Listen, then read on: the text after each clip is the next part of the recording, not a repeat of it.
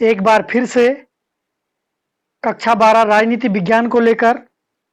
पिछले वीडियो में हमने देखा था कि 1956 में राज्य पुनर्गठन अधिनियम के बाद भारत में 14 राज्य और 6 केंद्र शासित प्रदेशों का गठन किया गया था।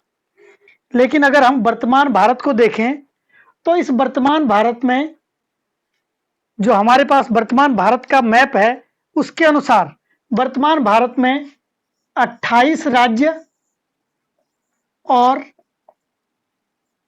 8 केंद्र शासित प्रदेश यानी 28 पूर्ण राज्य हैं और 8 केंद्र शासित प्रदेश हमारे पास हैं, यानी 28 राज्य और 8 केंद्र शासित प्रदेशों को लेकर वर्तमान भारत है।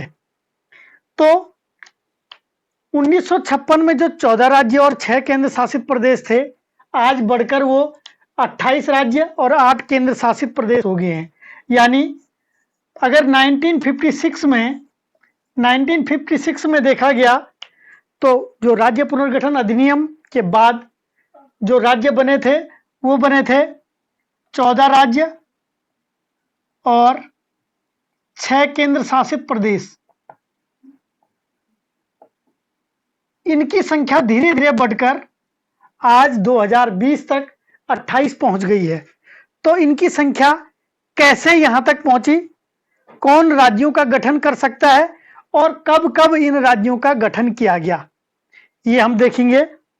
तो हम जैसे कि जानते हैं कि भारत में अगर राज्यों का गठन करना है तो राज्यों के गठन की पावर या गठन की शक्ति संसद को दी गई है। हमारी संसद के तीनों अंग मिलकर किसी भी नए राज्य का गठन कर सकते हैं या किसी राज्य की सीमा में परिवर्तन कर सकते हैं, नए राज्य का निर्माण कर सकते हैं। तो इसके लिए हमारे जो संविधान का भाग 1 है, संविधान का भाग 1, उसमें राज्य और संघ यानी भारत और उसके राज्यों का जो उल्लेख कर रखा है वो भाग 1 में है और इसका उल्लेख अनुच्छेद 1 से लेकर 4 तक है। अनुच्छेद 1 से लेकर 4 तक। जैसा कि अनुच्छेद 1 में है कि भारत अर्थात इंडिया राज्यों का एक संघ होगा, यानी फेडरल की जगह हमने यूनियन ऑफ स्टेट्स शब्द का प्रयोग किया। दूसरे अनुच्छेद में हम देखते हैं, पिछले साल हमने पढ़ा भी था कि दूसरे अनुच्छेद में हम जो नए राज्य हैं, जो भारतीय संघ से बाहर के राज्य हैं, उनको अपने संघ में शामिल कर सकते हैं। लेकिन मुख्य रूप से हमको देखना है अनुच्छेद 3 और इसी अनुच्छेद 3 के माध्यम से नए राज्यों का पुनर्गठन या किसी राज्य को लेकर दूसरा नया राज्य बनाना, ये राज्यों का जो पुनर्गठन है वो हम अनुच्छेद 3 के आधार पर करते हैं। और अनुच्छेद 3 के आधार पर हमारी संसद यानी हमारी संसद इस अनुच्छेद 3 के आधार पर नए राज्य का निर्माण कानून बनाकर कर सकती है। यानी नए राज्य का निर्माण करना हो, नए राज्य का पुनर्गठन करना हो, किसी राज्य की सीमा में परिवर्तन करना हो या किसी राज्य के नाम में परिवर्तन करना हो, तो ये सारी पावर अनुच्छेद 3 के माध्यम से हमारी संसद को दी गई है। यानी केंद्रीय जो हमारी विधायिका है वो इस काम को कर सकती है। और संसद जब किसी नए राज्य का निर्माण करती है तो हम ये भी जानते हैं कि जब संसद नए राज्य का निर्माण करती है तो किसी राज्य का अगर पुनर्गठन करना हो तो संसद में बिल प्रस्तुत करने से पहले राष्ट्रपति संबंधित राज्य के यानी राष्ट्रपति जिस राज्य से नया राज्य का निर्माण करना हो तो राष्ट्रपति उस राज्य की विधानसभा से पहले प्रस्ताव पूछेंगे कि भाई नए राज्य का निर्माण करना है, तुम्हारे राज्य का पुनर्गठन करना है, तो राष्ट्रपति के माध्यम से उस संबंधित विधानसभा से ऐसा प्रस्ताव पूछा जाता है। लेकिन यह ध्यान रखना है कि ऐसा प्रस्ताव की जो समय सीमा है उस समय सीमा को भी राष्ट्रपति तय करते हैं। और संबंधित विधानसभा अगर ना भी कहे, अगर संबंधित विधानसभा उस प्रस्ताव के विपक्ष में भी अगर मतदान करे, अगर संबंधित राज्य अगर मना भी करे तब भी संसद को ये शक्ति है कि वो नए राज्य का पुनर्गठन कर सकती है। यानी उदाहरण के लिए अगर हम तेलंगाना को देखें, तेलंगाना आंध्र प्रदेश का पुनर्गठन करके 2014 में तेलंगाना का गठन किया गया था, और जब राष्ट्रपति के माध्यम से आंध्र प्रदेश विधानसभा में यह पूछा गया कि क्या तेलंगाना का पुनर्गठन करना चाहिए, तो आंध्र प्रदेश विधानसभा ने इसके विपक्ष में अपना मत दिया था, यानी अपनी सहमति नहीं दी थी कि तेलंगाना का गठन किया जाए। लेकिन फिर भी तेलंगाना का गठन किया गया। इससे यह साबित होता है कि हमारे यहाँ, हमारे देश में राज्यों का पुनर्गठन करने की पावर संसद को दी गई है, और ये हमारी संघात्मक जो व्यवस्था है उस व्यवस्था पर यह प्रश्न खड़े करता है कि भारत पूर्ण संघ नहीं है। और इसी को देखते हुए कई लोग कहते हैं कि भारत विनाशी राज्यों का अविनाशी संघ है, यानी राज्यों का अस्तित्व संघ सरकार पर निर्भर करता है। संघ सरकार राज्यों को फिर से पुनर्गठित कर सकती है, उसके अस्तित्व को मिटा भी सकती है। ठीक अगर हम यूएसए को, अमेरिका को देखें, अमेरिका के संघ को अगर हम देखें तो अमेरिका में बिना राज्य की सहमति के किसी भी राज्य का पुनर्गठन नहीं किया जा सकता है। जो अमेरिका में वर्तमान में जो 50 राज्य हैं, और आजादी के समय यानी 1776 में जब अमेरिका आजाद हुआ था तो उस समय 13 राज्य थे, बढ़कर आज 50 हो गए हैं। तो कहीं ना कहीं इनका भी पुनर्गठन किया गया, लेकिन अमेरिका के संघ में राज्यों की सहमति से ही उस राज्य का पुनर्गठन किया जा सकता है।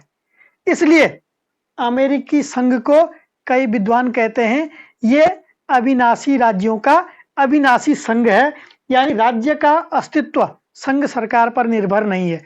इसलिए अमेरिका को संघात्मक का एक आदर्श प्रतिमान के रूप में, संघात्मक व्यवस्था का एक आदर्श प्रतिमान के रूप में अमेरिका को रखा जाता है।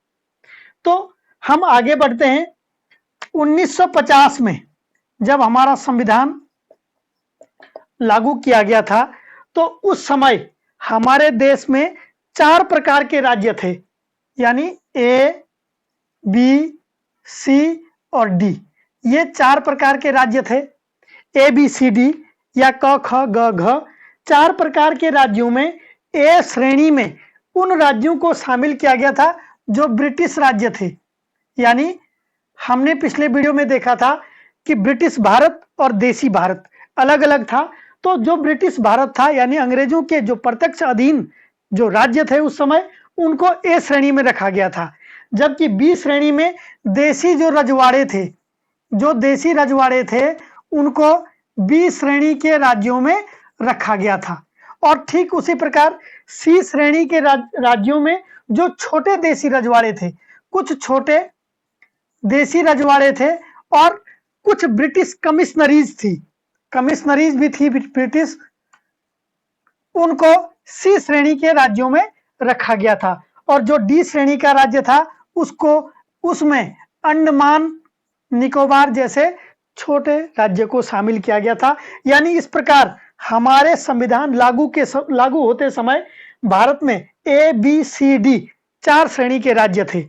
और इन चारों ए बी सी डी के राज्यों को, इन चारों ए बी सी डी के राज्यों को जो ए श्रेणी के राज्य थे, इन ए श्रेणी के राज्यों को भाग 6 में, बी श्रेणी के राज्यों को भाग 7 में, सी श्रेणी के राज्यों को भाग 8 में और डी श्रेणी के राज्यों को भाग 9 में शामिल किया गया था।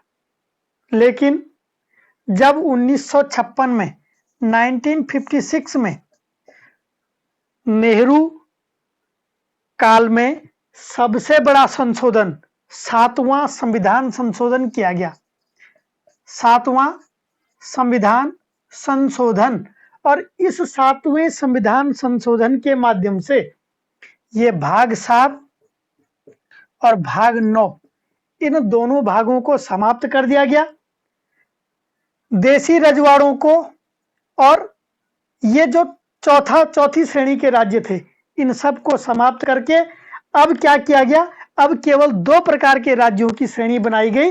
एक पूर्ण राज्य, पहली श्रेणी पूर्ण राज्य, और दूसरी श्रेणी यूनियन टेरिटरी यानी राज्य और केंद्र शासित प्रदेश। इस श्रेणी के राज्य बनाए गए और इसमें जो भाग 6 में इसमें पूर्ण राज्यों को शामिल किया गया और भाग 8 में हमारे संघ शासित प्रदेशों को शामिल किया गया और भाग 7 और भाग 9 का निरसन किया गया। और हम देखते हैं 1993 में 1993 में जब हमने अपने पंचायती राज व्यवस्था को संवैधानिक दर्जा दिया तो भाग 9 में, इस 9वें भाग में हमने पंचायती राज को शामिल किया। इस प्रकार 7वां भाग आज भी निरसन की स्थिति में है, आज भी निरसन की स्थिति में है और अब हमारे सामने केवल राज्य और केंद्र शासित प्रदेश हैं। और इसी सिद्धांत के तहत हमने 1956 में 14 राज्य और 6 केंद्र शासित प्रदेशों को बनाया। अब हम ये देखते हैं कि 14 राज्यों से 28 राज्य तक हम कैसे पहुंचे, कब कब इनका निर्माण किया गया, आइए देखते हैं। इन 14 राज्यों को धीरे धीरे बढ़ाकर 1956 में मुख्य रूप से भाषा के आधार पर राज्यों का पुनर्गठन किया गया था, लेकिन केवल और केवल भाषा के आधार पर ही नहीं, प्रशासनिक सुविधा के आधार पर, क्षेत्रीय भौगोलिक असमता के आधार पर यानी पर्वतीय क्षेत्र, मैदानी क्षेत्र, इस आधार पर भी और विकास के आधार पर भी हमने कई बार इन राज्यों का गठन किया। तो आइए हम देखते हैं। सबसे पहले 1956 के बाद 1956 में 14 राज्य और 6 केंद्र शासित प्रदेश थे।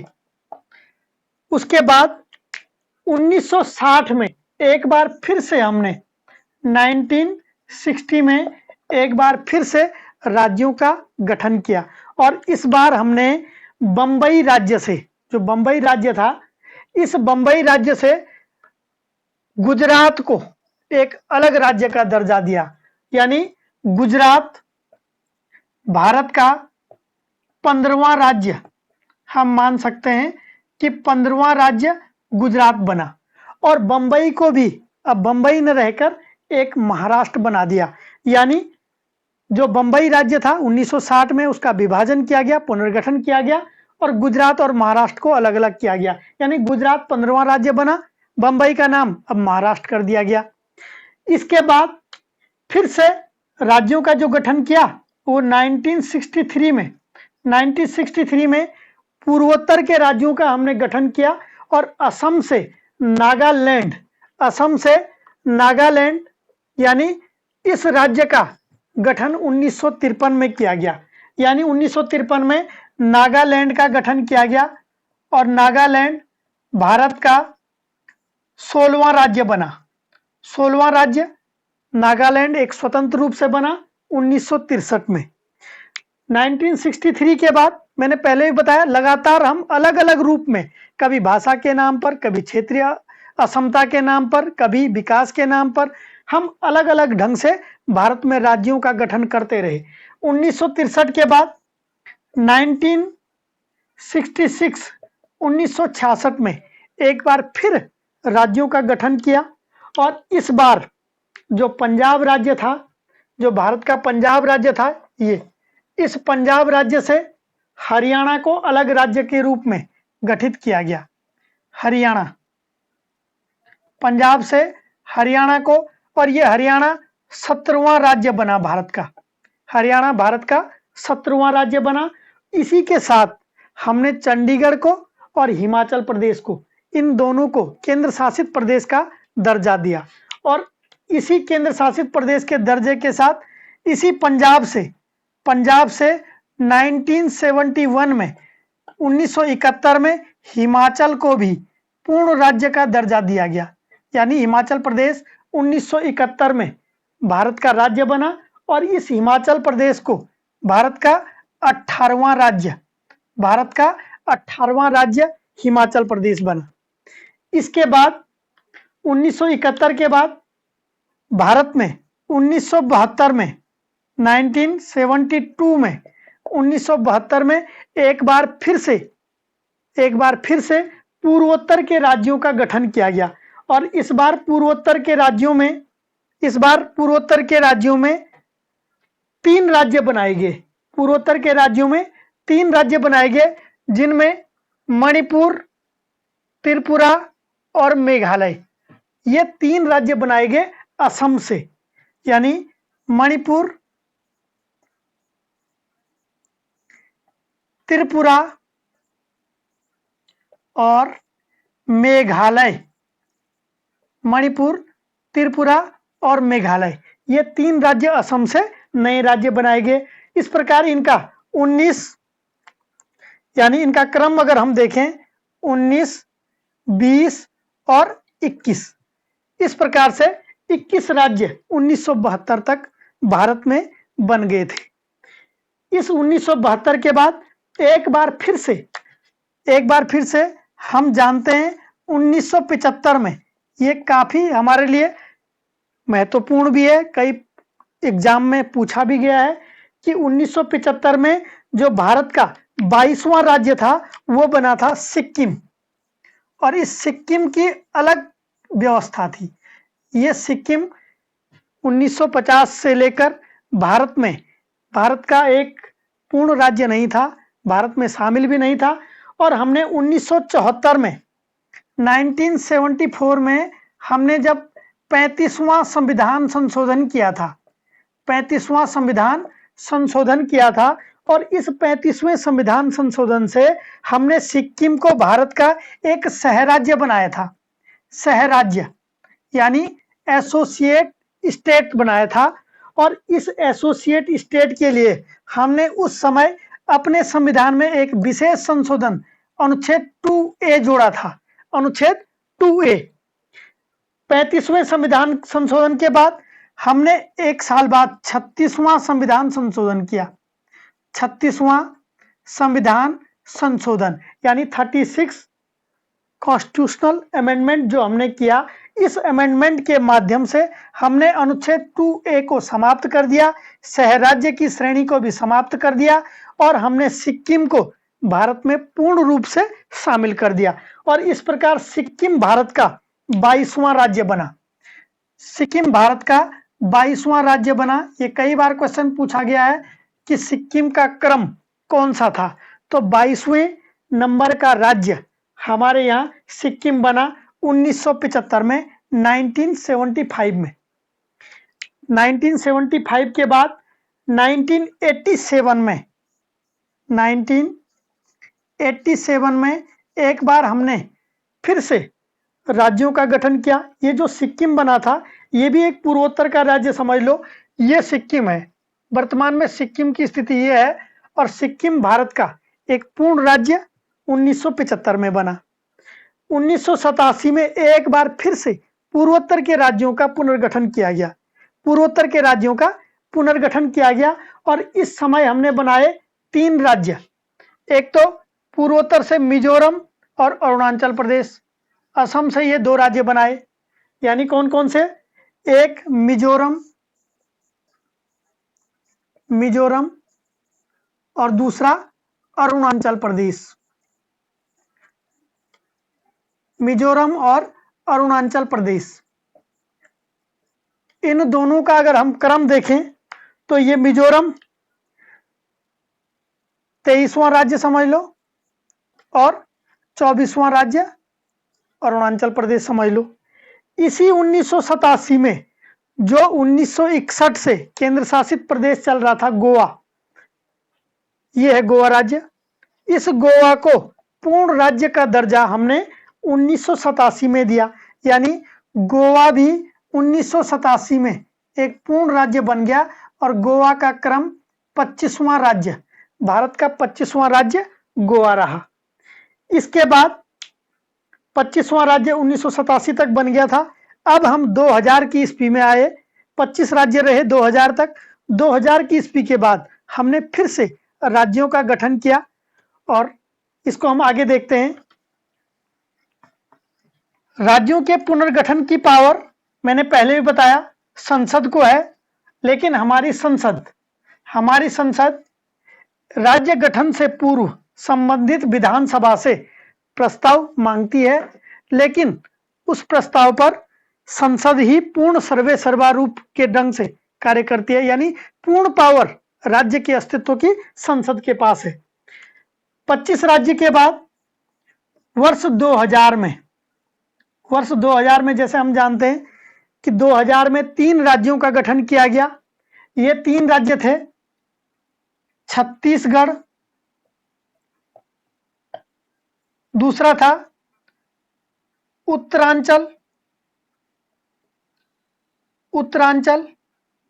और झारखंड। छत्तीसगढ़, उत्तरांचल और झारखंड।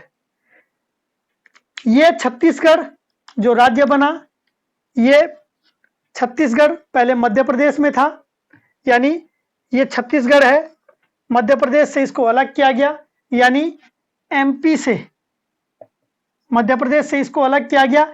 1 नवंबर 2000 को इसका गठन किया गया।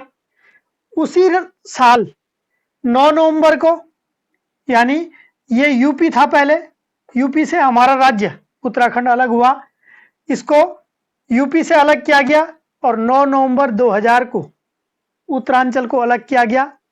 2007 से उत्तरांचल का नाम अब उत्तराखंड कर दिया गया है। और ये जो झारखंड था ये पहले बिहार में था, यानी बिहार से झारखंड को अलग किया गया। 15 नवंबर 2000 को झारखंड राज्य, ये झारखंड राज्य है, बिहार से इसका अलग अस्तित्व आया। और ये जो छत्तीसगढ़ बना ये भारत का 26वां राज्य, उत्तराखंड 27वां राज्य और झारखंड 28वां राज्य बना। इस प्रकार भारत में वर्ष 2000 में 28 राज्य बन गए थे।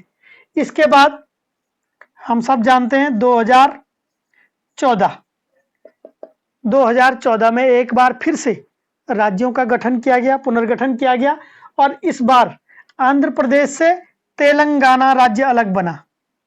तेलंगाना, आंध्र प्रदेश से इसको अलग किया गया, ये आंध्र प्रदेश है और इससे ये तेलंगाना क्षेत्र ये अलग राज्य के रूप में 2014 में बना। और इस तेलंगाना का क्रम 29वां राज्य था। ये तेलंगाना भारत का 29वां राज्य बना। ये 29 राज्य थे भारत के, लेकिन जैसा कि हम जानते हैं कि वर्ष 2019 में, यानी पिछले साल, हमारी वर्तमान केंद्र सरकार की एक दृढ़ राजनीतिक इच्छा शक्ति के बाद 2019 में एक बार फिर से राज्यों का पुनर्गठन किया गया और इस बार इस राज्य का पुनर्गठन किया गया वो था जम्मू कश्मीर, जो पहले से भारत का एक पूर्ण राज्य के रूप में चल रहा था। इस पुनर्गठन के बाद इस पूर्ण राज्य को 2 केंद्र शासित प्रदेशों में विभाजित किया गया। अब ये 2 केंद्र शासित प्रदेश बन गए हैं। अब ये पूर्ण राज्य नहीं रह गया है। 2 केंद्र शासित प्रदेश बने, एक जम्मू कश्मीर और दूसरा लद्दाख, यानी एक जम्मू कश्मीर और दूसरा लद्दाख। अब राज्यों की संख्या एक कम हो गई है, तो 29 की जगह अब फिर से 28 राज्य रह गए हैं। अब 29 की जगह 28 राज्य रह गए हैं। तो इस प्रकार हमारे पास वर्तमान भारत में 28 राज्य हैं। 2020 के, यानी 26 जनवरी 2020, इससे पहले हमारे यहाँ 9 केंद्र शासित प्रदेश थे, यानी यूटी, यूनियन टेरिटरी की संख्या 9 थी। लेकिन 26 जनवरी 2020 के बाद 2 केंद्र शासित प्रदेशों को भी एक केंद्र शासित प्रदेश बनाया गया और वो 2 केंद्र शासित प्रदेश थे, ये थे दादरा नगर हवेली तथा दमन दीव। दादरा नगर हवेली और दमन दीव, इन दोनों को एक ही केंद्र शासित प्रदेश बनाया गया। क्या नाम दिया गया? अब दादरा नगर हवेली दादरा नगर हवेली व दमन दीव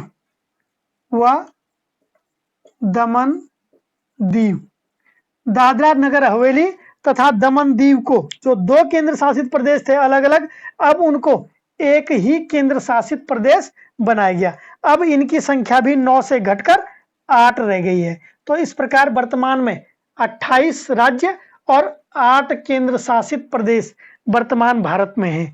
28 राज्य और 8 केंद्र शासित प्रदेश। अगर हम केंद्र शासित प्रदेशों को देखें तो